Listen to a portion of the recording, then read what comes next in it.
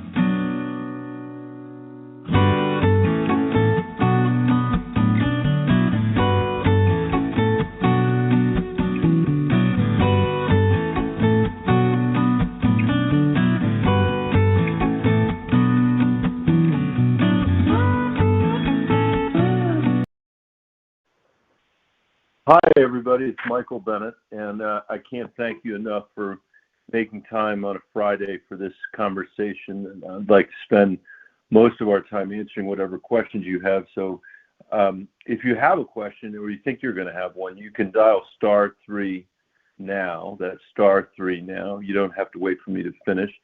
And while you're doing that, I'll get us started with a few brief remarks. First of all, it has been wonderful to be back in Colorado. Over the past 2 weeks, I've had the chance to drive nearly 1,300 miles across our state, and I've held about 30 events in 13 different counties. And I came away from those visits with three observations. One, which has been true for the entire time that I've been in the Senate, is that people are working really hard, but they are having a hard time affording some combination of housing, healthcare, higher education, or early childhood education, or daycare. They feel that they can't save, and that their kids are going to live a more diminished life than the life they lived, and they're already having to make choices that their parents didn't have to make. That was true before the pandemic, but I think the pandemic has made things more complicated and more difficult. Second, we are in desperate need to invest in America's infrastructure. Anybody who travels rural Colorado or spends time in urban Colorado knows that our roads and bridges are in rough shape. Our water systems are from the 1950s, some before that, and our natural infrastructure, our forests, that are so critical to protecting the watersheds on which we all rely, whether we are living in a city or whether we're a farmer or a rancher. They're desperate for investment. And third, I've never felt more urgency about climate change than I do now. It is hurting our economy in Colorado today. We've had day after day after day this summer with health warnings, and many days when, if you're living on the Front Range, you can't see the mountains. And there were a couple days this year when northern Colorado and Denver had some of the worst, in fact, the worst air quality in the world. But the good news is that we're seeing things change in Washington, D.C. Over the last 20 years or so, Washington has made some decisions that haven't done very much to help average people in Colorado at a time when the economy has been challenging. Washington cut taxes by almost $5 trillion, but almost all the benefit of that went to the wealthiest people in the country. We've spent $5.6 trillion in two wars that lasted for 20 years in the Middle East. And I think the United States has not been investing in our people or infrastructure for a very, very long time, and it shows. But things are beginning to change. Last month, the Senate passed a historic $1.2 trillion infrastructure bill on a bipartisan vote, and it includes the largest ever investment in clean drinking water and wastewater, and the biggest investment in America's bridges since 1950, the largest investment to build a 21st century green energy grid, and something that I've worked on for many years, a bipartisan bill, actually a tripartisan bill. We had a Republican and an independent, based on the work that I've seen in Delta Montrose and Longmont around broadband. We were able to pass that bill as part of this package, and this is going to mean roughly $5 billion right here in Colorado. On top of that, another historic accomplishment this year by the Congress was expanding the child tax credit. The way we got to that was that President Biden signed into law my bill to triple the child tax credit, make it available, to take the child tax credit from $2,000 to $3,000, $3,600 for kids under the age of 6, and to make it fully refundable so the poorest kids in America would benefit from it, and for the first time, and to pay it out on a monthly basis. And families across the country and in Colorado are now receiving a monthly credit of $300 per child under the age of 6 and $250 per child over the age of 6. We're cutting childhood poverty in the country and in Colorado in half this year. And they travel around and meeting parents who are putting food on the table and paying for school supplies without bankrupting their family. A mom in Colorado Springs told me that she was so happy because she was finally able to say yes to her kids instead of saying no, and able to buy a better pair of shoes that would last longer than the shoes she would otherwise buy. So I think that's making a huge difference for families, but we have a lot more to do, and that's why we're working on another package to invest in workers and families and the country's future. There's a lot of details in there, but I'm going to give you a few of my priorities. One is to extend the child tax credit so it doesn't end in December, which would double our childhood poverty rate. This second, I really think we need to pass paid family leave so that Americans can stay home with a sick child or an aging parent without losing their job. And finally, we've got to act urgently on climate. If we don't, I really worry that we're not going to recognize our own state in a few years. And I think all of us refuse to hand our kids and grandkids a state where you can't see the mountains or you can't go outside half the summer, or families live in perpetual fear of wildfire, drought, and mudslides. And that's why we've got to do everything we can, I think, to push strong measures to cut emissions and to deploy clean energy and invest in restoring, as I mentioned earlier, forest health across the West to reduce the risk of wildfires. So there's a lot of work to do ahead, but I'm more optimistic than I've been in a long time that the agenda in Washington reflects our priorities in Colorado, and that's in large part thanks to the feedback I receive in conversations like this that I can carry back to Washington. So let me just say thank you again for your willingness to make some time for me. I'm going to stop there and take the first question and look forward to our conversation. Michael, the first question we're going to take is from Greg. He shared a question online, and his question is, I'm very concerned about the rise of anti-democracy. How do you see this situation and what can be done about it? I'm deeply concerned about it too, Greg. I was there on January 6th when the country was, or the Capitol was invaded by people who were trying to overturn an election. And I think the most important thing that we can do to counter the rise of anti-democracy is to make sure that as a country we're delivering both freedom and opportunity. That is when democracies get into trouble, because where if people feel like there's not opportunity, if people feel like they can't get ahead or their family can't get ahead, those are the moments that tyrants, create false promises for people and try to seize power, and that's when anti-democratic forces arise. When people see their costs going up and their income staying flat, and they feel like the democracy isn't doing anything for them, it makes the democracy vulnerable to authoritarianism. And as I mentioned, politicians that are offering false promises of prosperity to consolidate their power. That's been true going back to ancient Rome, and the founders of this country were well aware of it, and that's why I've been so focused on things like expanding the child tax credit and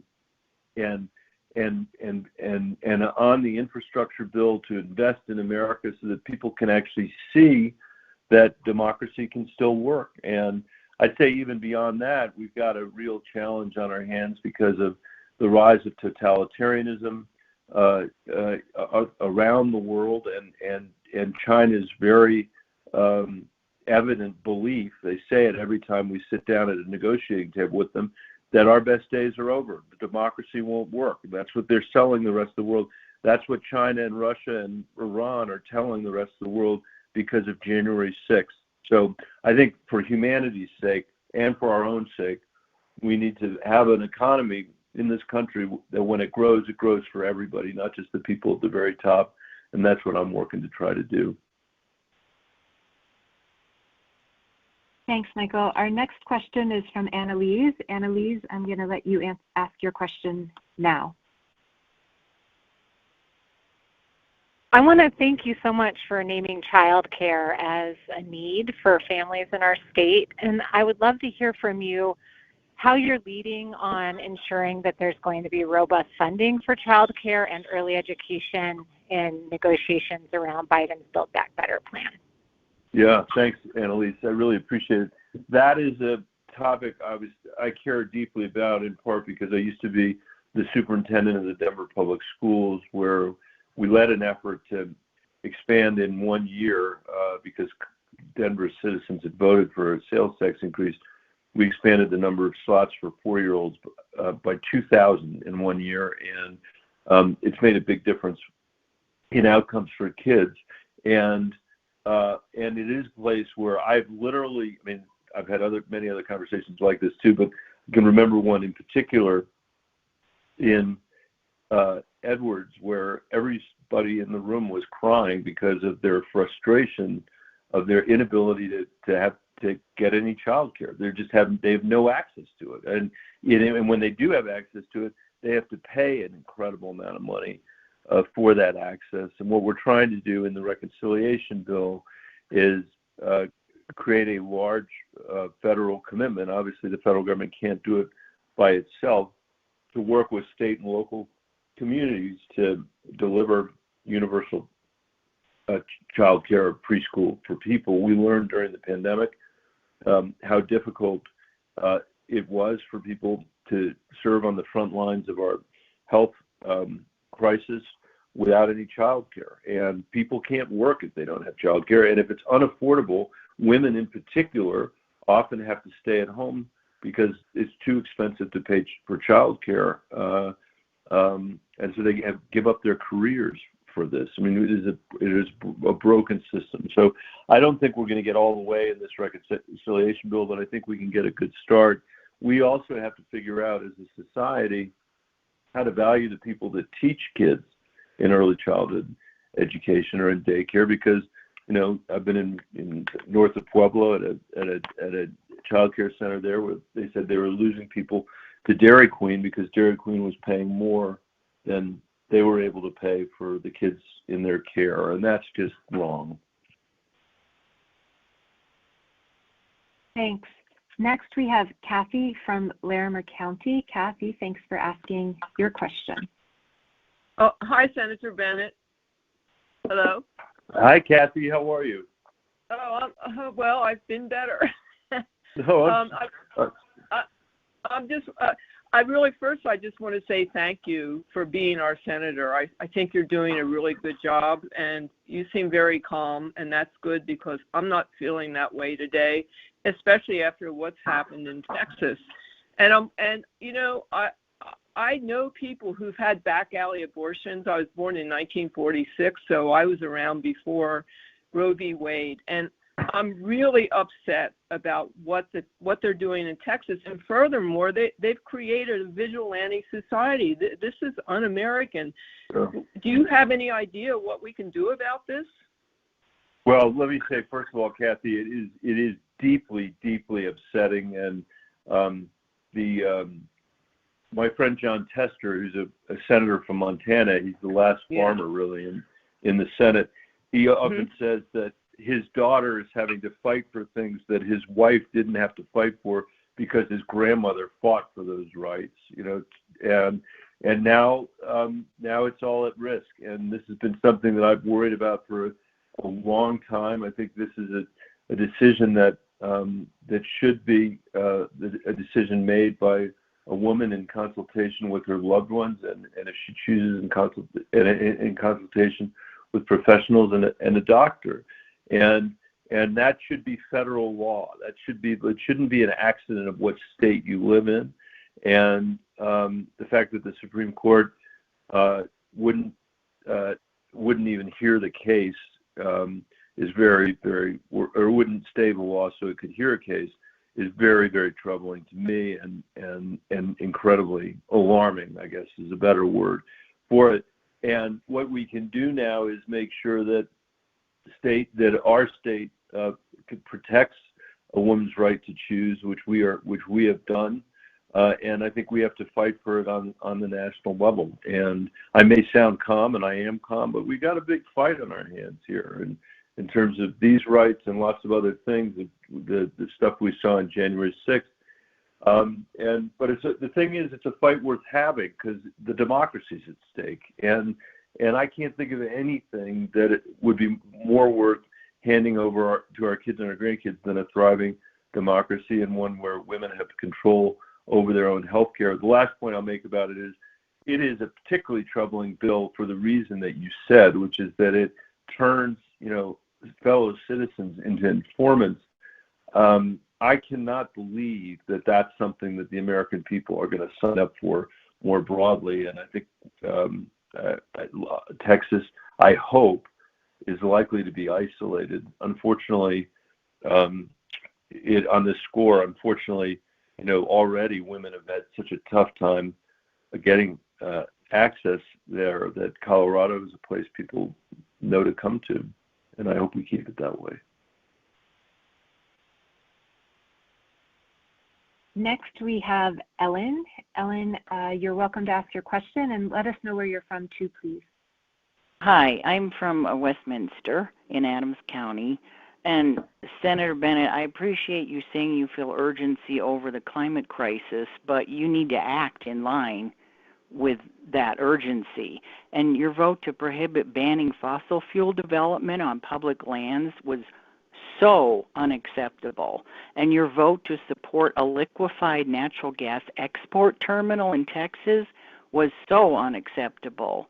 And to prevent more severe climate crisis than we already face, we have to end extracting and burning fossil fuels, period. We have to do that. And I want to know, when will you start acting in line with your words on the climate crisis? This is, everything else we face pales in the face of the climate crisis. Well, I appreciate very much your question and your candor, and I'm sorry that I disappointed you with those votes. I don't regret those votes because I believe very strongly that if we are ever going to actually get off fossil fuels, we have to have a plan to transition off of fossil fuels. I don't believe that we can just get off them tomorrow and be done with it without driving energy prices through the roof. And if we drive energy prices through the roof, then you're never going to get climate policy done because people are going to say, I can't support my family. What we need is a thoughtful approach over the next 10 and 20 and 30 years to get this economy to a net zero carbon economy. That's where I believe we need to head. That's why I'm for a price on carbon. That's why I'm for a clean electricity standard, a clean energy standard. That's why it's related to this. I've got $50 billion in the reconciliation package to desperately to invest in our forests in a way that will protect our watershed from more damage from climate change. So there's a lot for us to do, but that is the reason why I took those votes, and I appreciate very much you're giving me the opportunity to explain it.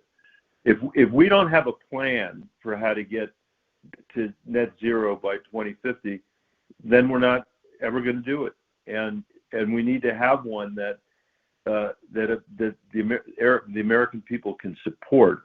And I think that they are more of a mind of the direction that I've headed than one that would suggest that we could tell them, frankly, a fairy tale that tomorrow we can just shut off our fossil fuels. Next, we have Kenneth from Boulder. Thanks, Kenneth. I'll say one other thing. I'll say one other thing about that, though, just for interest. Those votes get put on the floor as a way of, creating. It's about creating political damage for people in an election cycle. It's not, and I just think it's very important to be consistent on these matters so that in the end we actually can create, a plan that we act urgently on, but one that will last from administration to administration so that we really help solve this problem for our kids. Sorry, Amy, I should let you go. That's all right. Kenneth, are you there? Go ahead if you are. Yes, hello. We were just talking about the concerns about the bill in Texas that ends abortion. And another thing about Texas has been the voting suppression acts that have been recently passed there and in many states. And I feel like that this is a fundamental threat to democracy. And the only way we can stop these things is through a vote in the Senate affirmatively for the People Act and for the John Lewis Voting Rights Act. And the only way that that's going to occur in the Senate is if there are changes in the rules regarding the filibuster. Either some kind of a carve-out for constitutional rights and voting rights or something like that.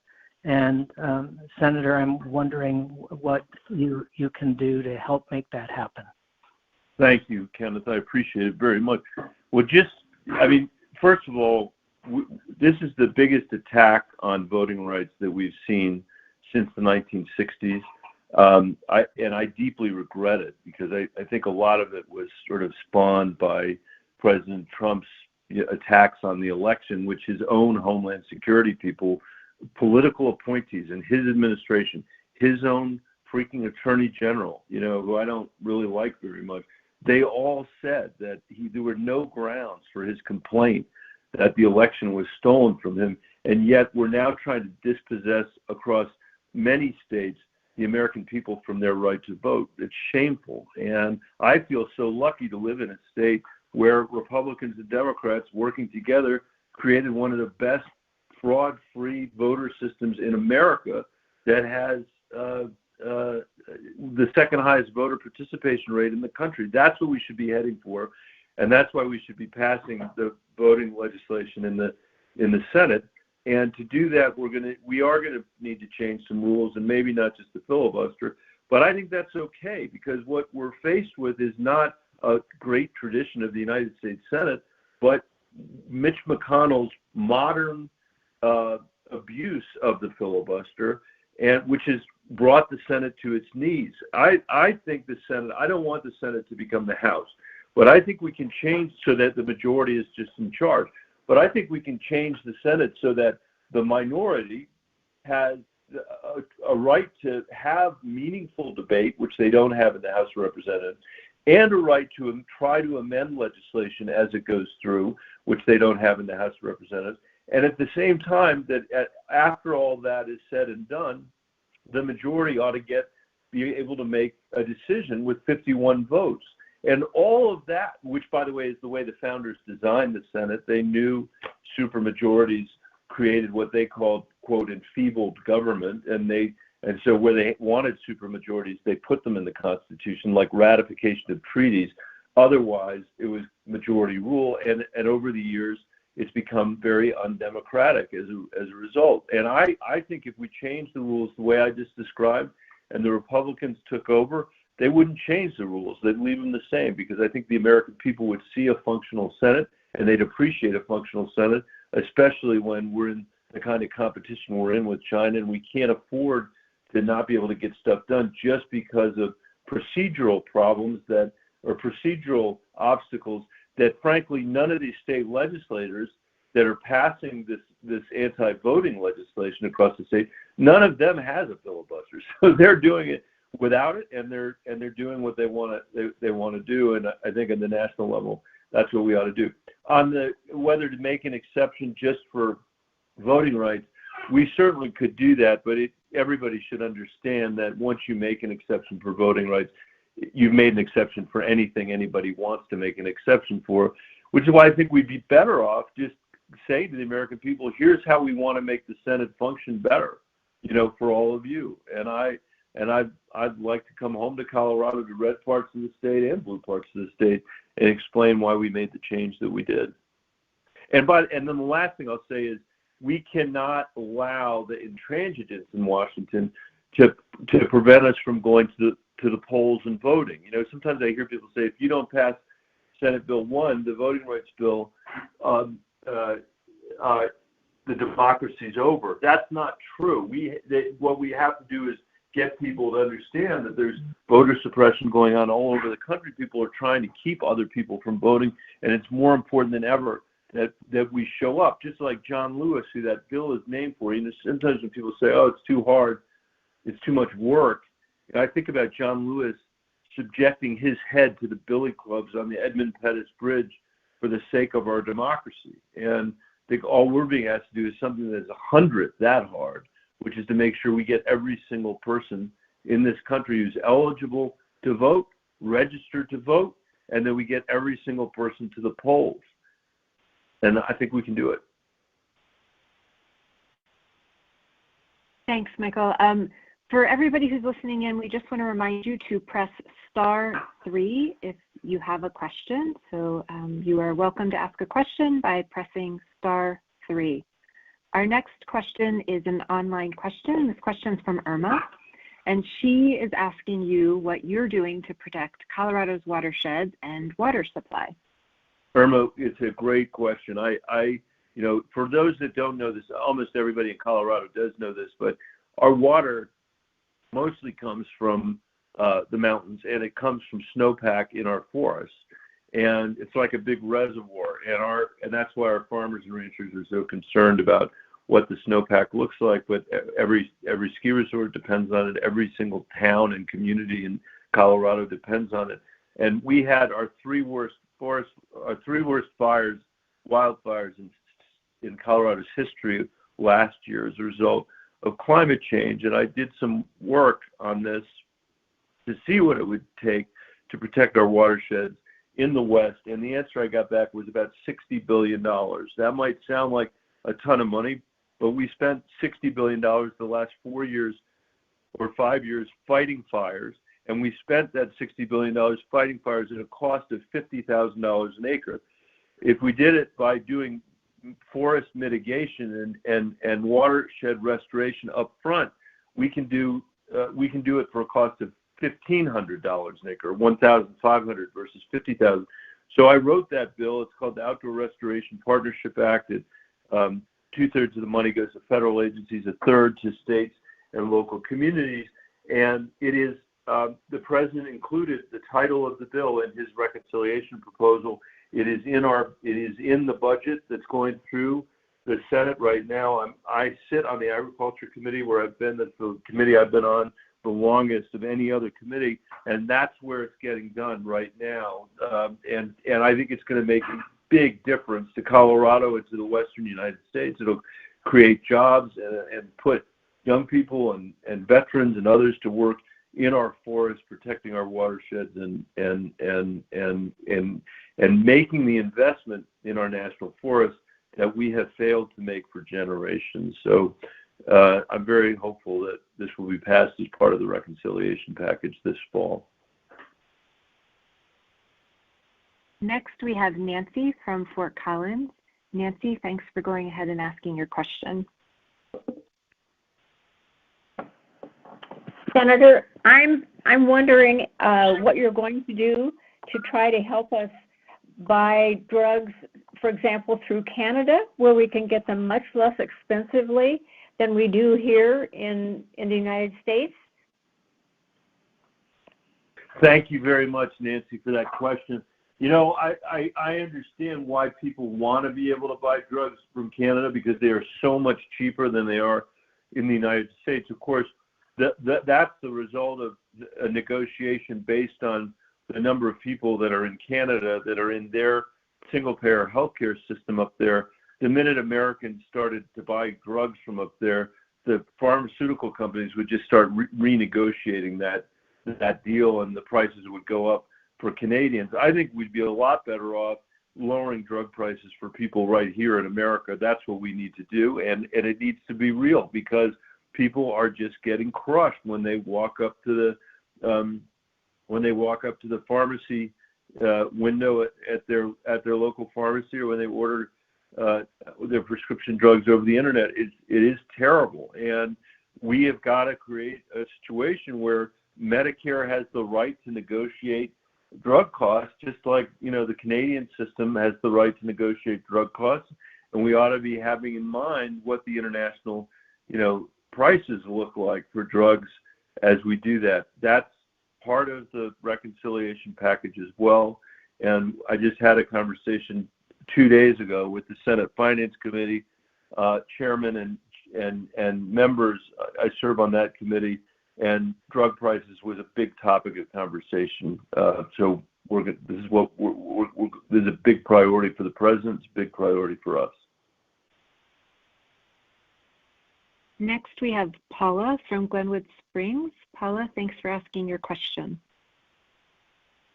Senator Bennet, thank you so much for serving our country. I'm very grateful for all that you do. I actually sit on the council for Glenwood Springs, and you've done a lot for our community as far as post-fire and what's happening with our interstate highway going through Glenwood Canyon. My question revolves more around affordable housing. I think it impacts our mountain communities, it impacts our economies, and I think even on a bigger scale, it impacts big city. It's a sister to high-priced childcare, and it increases the propensity for our population to go homeless. I'm wondering what you can do at a federal level and what's been done already.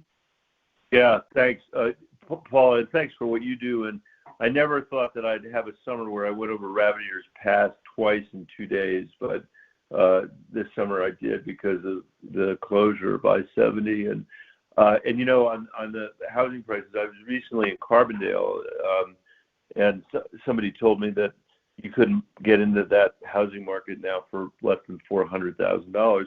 There's not a community in Colorado where people are not struggling for workforce housing. I had a meeting last night up in Fort Collins. There's a bunch of housing folks there trying to think through the workforce housing issues there. I've had conversations all over the state, and I've also put together a group of about 40 people from all walks of life, from policymakers to home builders and everybody in between, to meet 4 or 5 times on this subject and come up with a series of recommendations based on what we could do at the local level, the state level, the federal level, what the private sector could do as well. And I'm extremely anxious to get those recommendations because we've got a disaster on our hands. I do not want us to become, a place like San Francisco or Seattle where, teachers and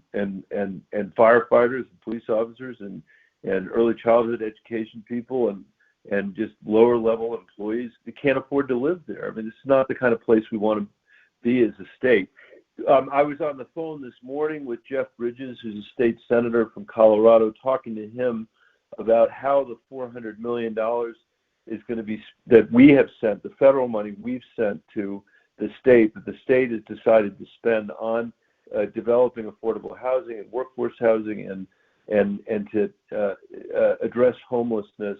And I can't talk about the details of that conversation right now, but I do think we have a real opportunity to use that money to lever other money to build a lot more housing than historically we have. One of the big issues for me in all this is we got all these people, in Colorado paying rent to folks that live out of state. All that economic activity is just going out of state every single month. And I think there might be the opportunity through some creative ideas that the governor's team and the legislature is thinking about to build housing in a way that allows the benefits of it to actually remain, the economics of it, at least some of it, to remain here in Colorado, building more housing. There's some very creative ideas around this. So that's what we've got to do. It's an urgent problem, and it is. I think it is central. I mean, these issues around housing and child care and health care and higher ed, these are all central to whether or not people in this state are going to be able to feel like they can live a middle-class life or get into a middle-class life. And housing's right at the top of that list. Next, we have a question from Melinda. She asked her question online, and she's interested in an update on the future of Space Command in Colorado Springs. I think the future of Space Command is going to be bright in Colorado Springs. I was down there for the Space Symposium last week. I spoke to the commanding officer, not about the location, but just about how important the mission is. And he's obviously didn't say that to me. He knows that, but we had a conversation about how important the mission is. A mission that becomes more important every single day because of what our adversaries are doing around the world. And it makes absolutely no sense for us to move it to Alabama because we just end up spending a whole bunch of money recreating facilities that already exist in Colorado where, we've got the Joint Space Command, Space Force missions. We've got a huge amount of intelligence missions that are here that are related to space. And I'm sorry to say this, but it was an arbitrary and political decision by Donald Trump made in the last week of his presidency to punish Colorado. And he said it himself not 2 weeks ago. He said, other people wanted other things. I alone made the decision, he said, to move what he called Space Force. He didn't even know, I don't think he ever knew the difference between the two, but it was Space Command that he said he was moving. We're going to fight like crazy to keep it here. John Hickenlooper's going to fight like crazy to keep it here. The whole delegation will. And I believe that we can convince this administration that it is, rather than spending the money, moving it purposely to fulfill Donald Trump's punishment of Colorado, that what we ought to do is spend that money prosecuting the mission, which is so vital to our country's national security. Our next question is from Stephen. Stephen, thanks for letting us know where you're from and asking your question. Sure, yeah. This is Steve, Senator from Golden. Hey. Hey. Say, you were talking about plans with the administration, and we need plans. Would you support a plan that this administration would present, a plan to get U.S. citizens and SIB people out of Afghanistan? And do you think the taxpayers or the U.S. government are going to pay hostage monies to get these people out? Are going to pay what kind of money, did you say? Well, I'm calling them hostage. Yeah. Hostage monies to get these people out, because I think the Taliban, as we all know, are not good people. No. No, I mean, it's a tragedy what's happened in Afghanistan. I think we're going to have now, I think, the chance to think a lot about what happened over the last 20 days, but also I'd say the last 20 years. I mean, I think it is unconscionable that we have been there as long as we have been there, and I'm incredibly grateful for the troops that went there to serve, even without the political leadership in a variety of administrations defining what the mission was, which is not our troops' fault. It's the political leadership, and we failed them. I think we should be continuing to try to get out as many people as we can that were our partners in the work. The 126,000 folks that came out. There is, I mean, that's obviously a very large number. But if there are others that are SIV folks, or we got to continue to work to get them out and find ways of resettling them here in the United States. And that's what I think we got to do. We are helping to pay their way here, which is not the same, obviously, as paying hostage to the Taliban. Next, we have Marty from Lafayette. Hi, Senator Go Bennet. ahead, Marty. Yep. Oh, hi, Marty. Thank you. Hi, Hi, Senator Bennet. Thank you for all you're doing. Can you hear me all right? I hear you perfectly, yes. Okay. I'm a former Ohioan who, like many retirees, have moved to this beautiful state of Colorado to be near my family, my daughter's family and grandchildren. And one of the things that struck me very hard for both me and for my family is the air quality here in Lafayette, in Boulder County, and also in Denver, where my grandchildren live. And so I became very interested in trying to research why the air quality is the way it is, why we face so many ozone alerts day in and day out, especially in the summer. And one thing that came to my attention in the Denver area is the Suncor factory. And reading articles, I've learned that Suncor has basically not met federal emissions standards for toxic gases for probably about 15 years now. And I guess I have to ask the question, how should they be held accountable? Is that up to state officials? Is that due to permits that are issued to them telling them what the levels are? Or is it something that the EPA should be monitoring and, trying to correct? How can we get this situation turned around? Well, Marty, first of all, it breaks my heart. It goes back to what I was saying earlier. It is those of us that were in Colorado before these air quality problems. We used to obviously have even terrible ones back in the old days when we had the brown cloud. But when we moved here in '97, you never thought about not being able to go outside because of air quality issues. And I don't want to leave a state to our kids where that's true. And I particularly hate the idea of you're moving. I lived in Columbus for a couple of years, from Ohio to here in search of clean air and not having it. So let me just, Suncor, you've done more research on that than I have. I have made a note, and I will go explore the question about why it is and whether it's state or whether it's federal and whether there's something we can do about that.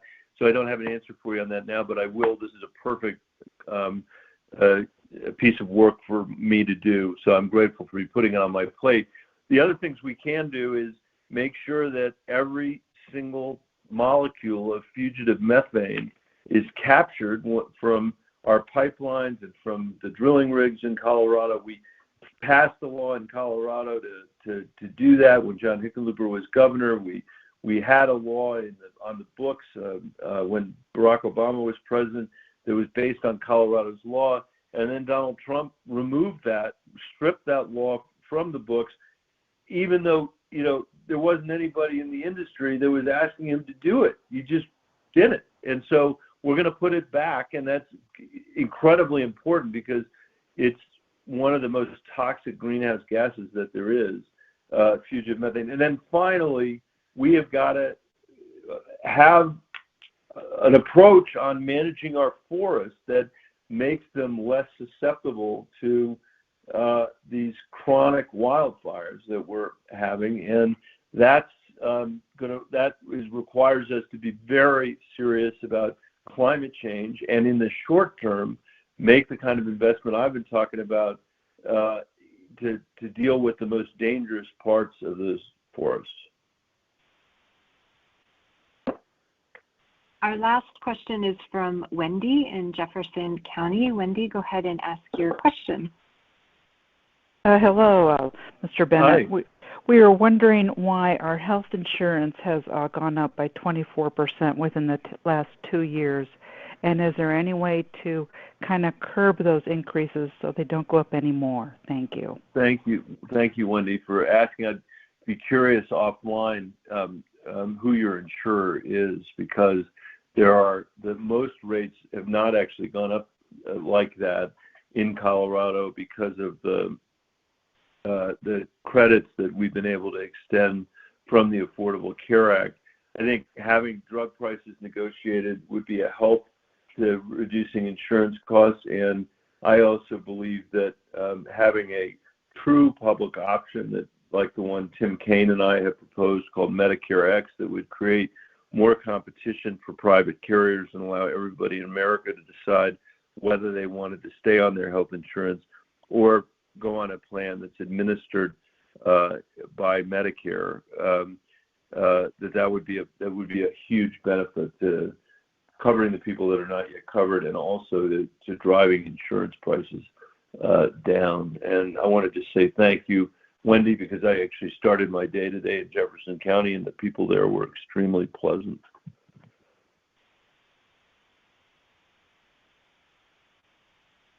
I think we have, Michael, some closing remarks from you, and just want to remind everybody of our Denver office phone number to reach out to our team. You can reach us at 303-455-7600. And if you didn't get to ask your questions, or you were asked your question in the queue, our team will be following up with you to make sure we have a chance to respond to all of your questions in person as well. Amy, shall I finish here? Yeah, I think you can wrap Great. up here. Well, Yep. look, I just want to end again by, actually, I'll give you my office number again. It's 303-455-7600. We're happy to work with you on any issues, healthcare or immigration or anything else that you need from us. And I'll just finish by saying this has been a tough year, for our state and for the country. It's been a tough few years for our state and for the country. And I think that we've got a chance now, because the most people in our country's history that ever voted during the pandemic didn't keep them away from the polls.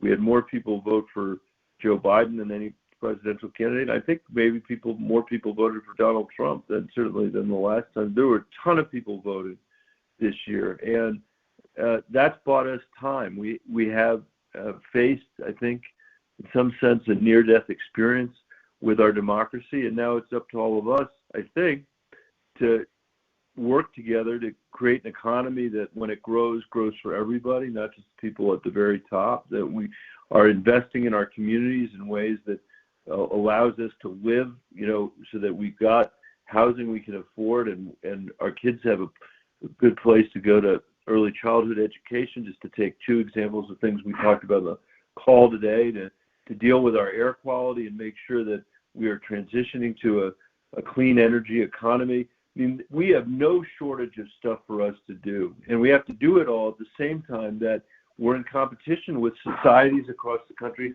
that are not themselves democracies. And I don't think we're going to do that by screaming at each other. I don't think we're going to do it by just repeating what we hear on the cable television at night.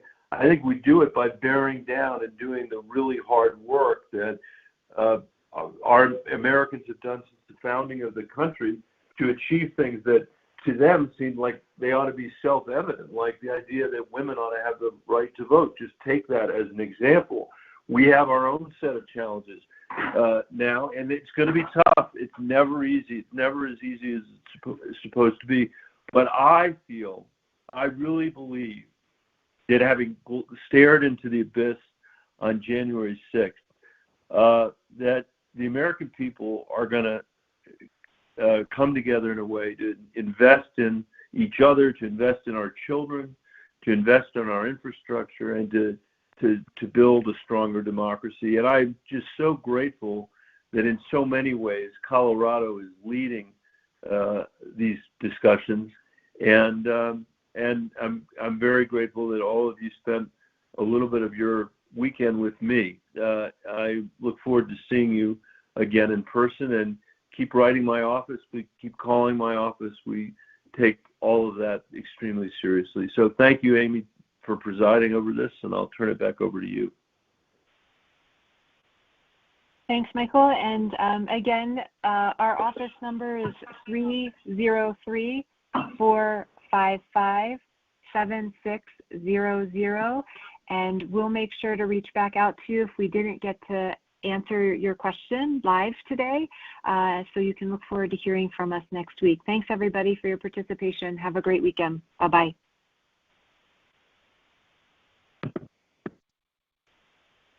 The Access Live event has ended. Thank you for calling. Goodbye.